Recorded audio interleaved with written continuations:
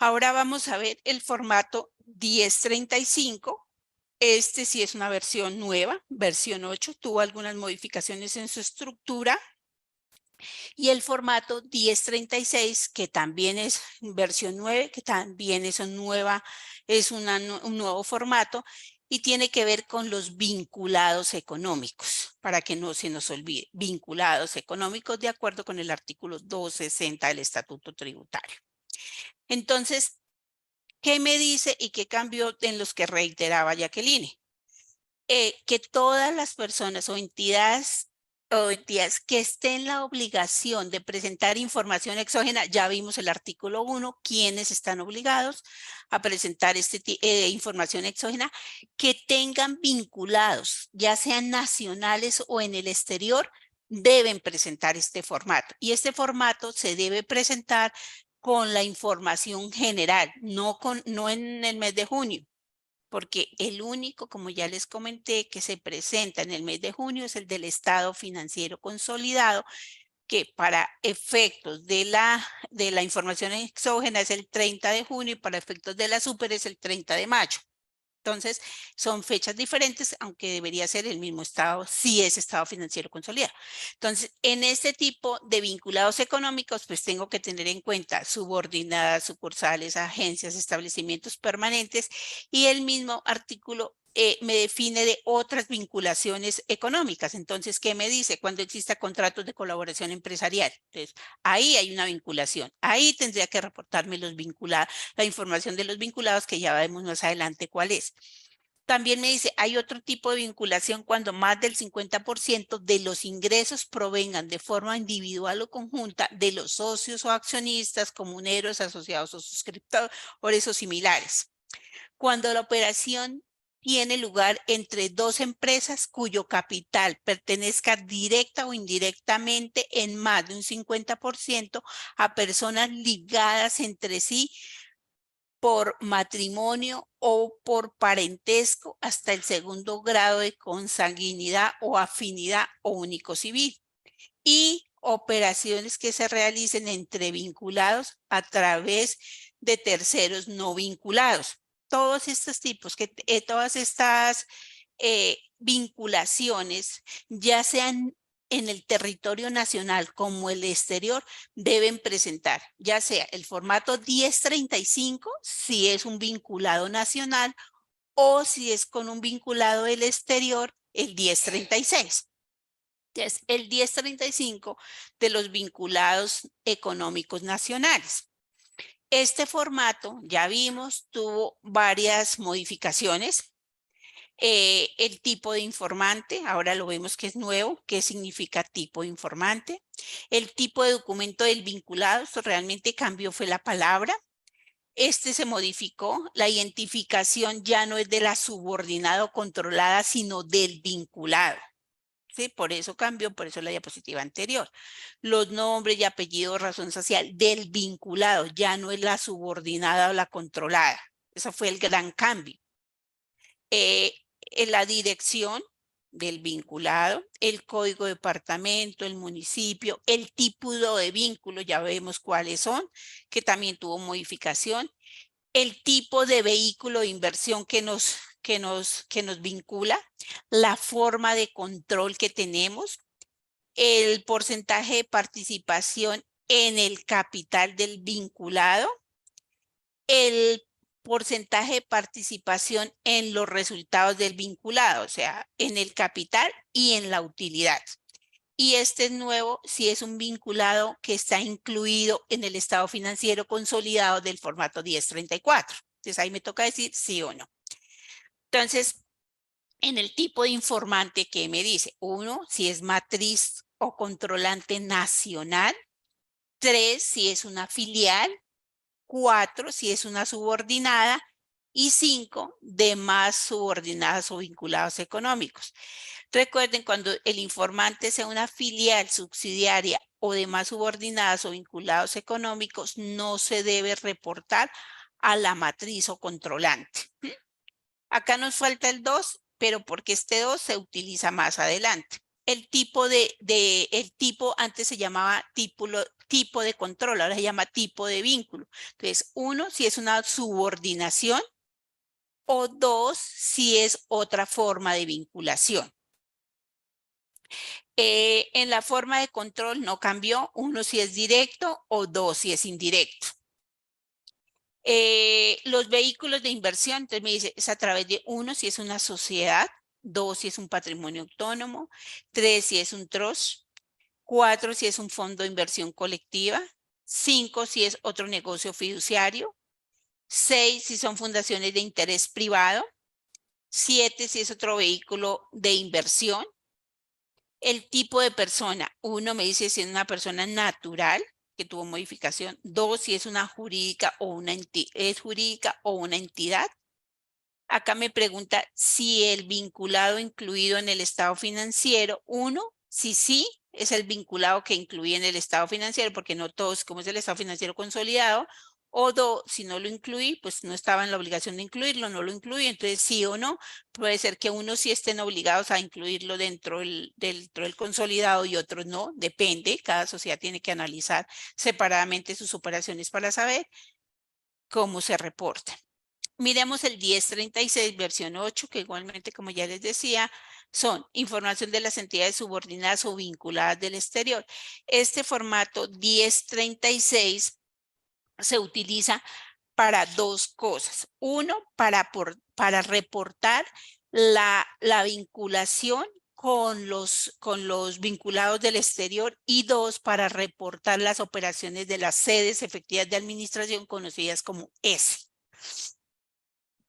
¿Qué contiene el formato? Pues el tipo de informante, el tipo de persona, la identificación de la subordinada o la vinculada, depende, el nombre y apellido, razón social de la subordinada o vinculada, ya vemos por qué, el país, el tipo de vehículo, el tipo de inversión, la forma de control, el porcentaje de participación en el capital y en los resultados. Vamos a ver los tipos de informante, uno si es matriz o controlante, tres si es filial, cuatro si es subordinada, cinco otras formas de vinculación. El tipo de vínculo, uno si es subordinación, dos otras formas de vinculación y la forma de control directo o indirecto.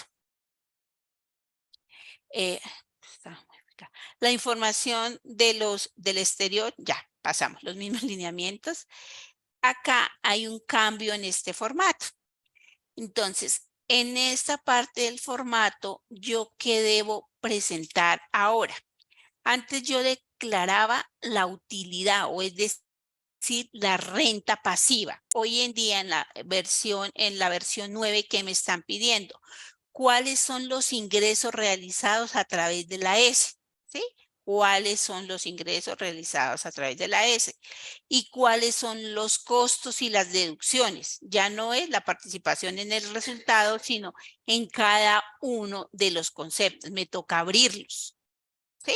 Me toca abrirlos y la diferencia entre los ingresos menos los costos menos las deducciones me va a dar la renta pasiva. Y esta información solo debe ser reportada por el tipo de informante 2 cuando es una entidad controlada del exterior. En la información de las entidades controladas del exterior sin residencia fiscal en Colombia. Entonces, ¿qué les dije? Que en este formato se reportan dos. La vinculación, que ya la vi, y ahora vamos a mirar qué información de las S, de las entidades controladas del exterior que no tienen residencia fiscal en Colombia, se reporta acá. Entonces, ¿qué es el régimen S?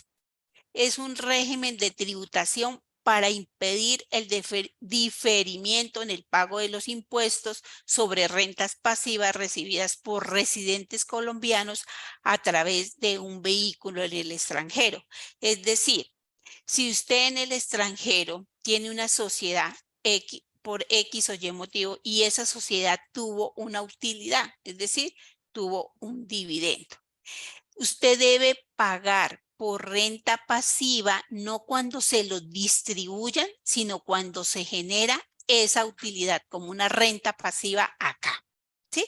Entonces, eso es lo que es realmente un diferimiento, o sea, no se espera hasta que me lo distribuyan, porque era lo que se hacía inicialmente hasta el 2016, que las empresas del exterior tenían unas utilidades gigantes y pues no distribuía utilidades y de allá con esa plática se hacían muchas inversiones a nombre de esa sociedad, porque pues no existía la renta pasiva en Colombia.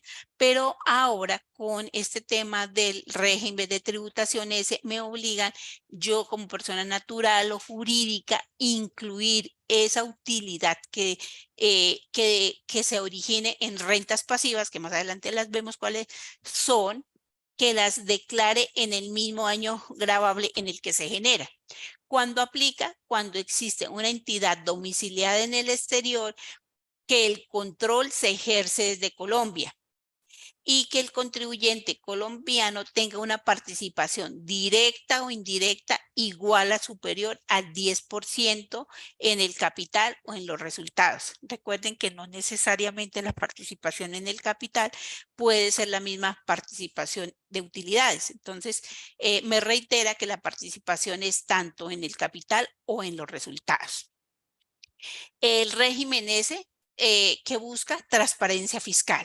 ¿Sí? Que el contribuyente declare como renta pasiva en el mismo año fiscal en que la S, o sea, la entidad controlada del exterior, haya obtenido el ingreso sin importar que se haya distribuido esa utilidad. ¿Quiénes están obligados a presentarlo?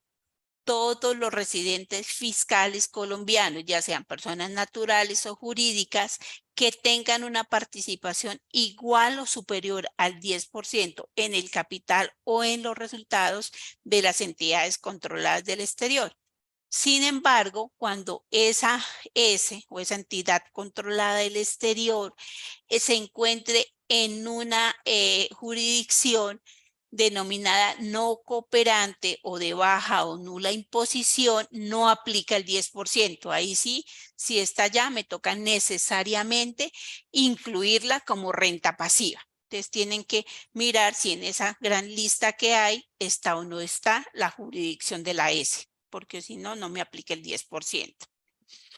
¿Qué vehículos de inversión pueden presentarse con las S? Pues igual, patrimonios autónomos, sociedades, trust, fondo de inversión colectiva, cualquier otro negocio fiduciario o las FIT, o sea, las fundaciones de interés privado, que buscan transparencia fiscal, como ya lo mencionamos. Ahora sí, ¿cuáles son los ingresos pasivos o que tienen tratamiento para considerarse como diferimiento de ingresos? O sea, ¿cuáles son los ingresos pasivos? Los dividendos, utilidades o participaciones son rentas pasivas. Los intereses o rendimientos financieros. El usufructo, goce o explotación de servicios intangibles. Los arrendamientos y enajenaciones de bienes inmuebles. Si usted tiene en el exterior un inmueble que está arrendado, ya sea tanto el canon como la enajenación de ese inmueble, eso es una renta pasiva. ¿Sí? Se va a considerar para efectos colombianos una renta pasiva. La enajenación de activos generadores de renta pasiva, es decir, si yo tengo unas sociedades, sin embargo, hay que mirar el tema del 10% y la participación, pero si ustedes tienen allá unas sociedades de que esas cotizan en bolsa, usted compra, venta en acciones, pues esas son rentas pasivas. La compra o venta de bienes corporales que cumplan ciertas condiciones. Acá es importante que no perdamos de vista que este artículo del Estatuto Tributario, el 884, que es el que me define las rentas pasivas, que me dice. Me dice, cuando usted compra o vende bienes corporales que cumplen ciertas condiciones, eso va a ser una renta pasiva. ¿Cuáles son esas condiciones?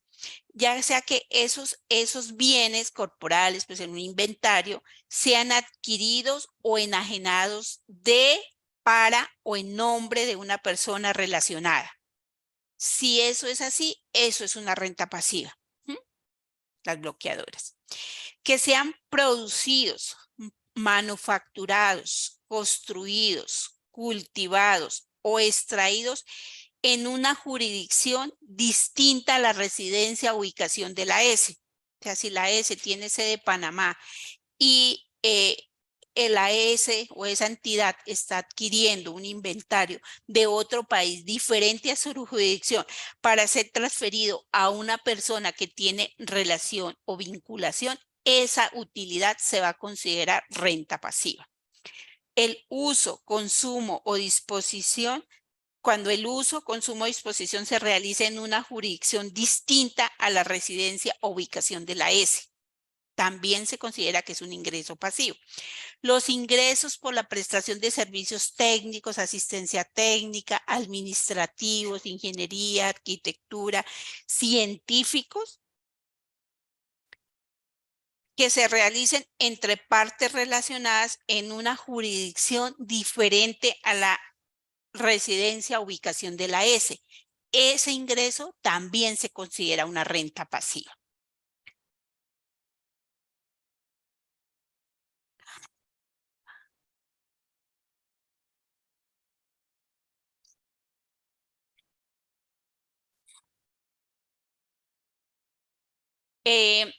¿Quién debe reportar esta información? Pues ya vimos, los residentes fiscales colombianos que sean personas naturales o jurídicas que tengan control sobre una entidad del exterior sin residencia fiscal en Colombia, que cumplan con lo establecido en los artículos 882 al 893 del Estatuto Tributario y que estén obligados a presentar cualquier tipo de información exógena, ¿sí? Si ustedes tienen este tipo de rentas pasivas, ¿sí? Y se encuentran dentro de los sujetos del numeral 1, o sea, de la resolución 124, obligados, deben necesariamente reportar esta información para que lo tengan muy presente, porque a veces estos últimos formatos de 1034, bueno, no tanto 1034, 1035 y 1036 se nos olvida que existen y no se están presentando.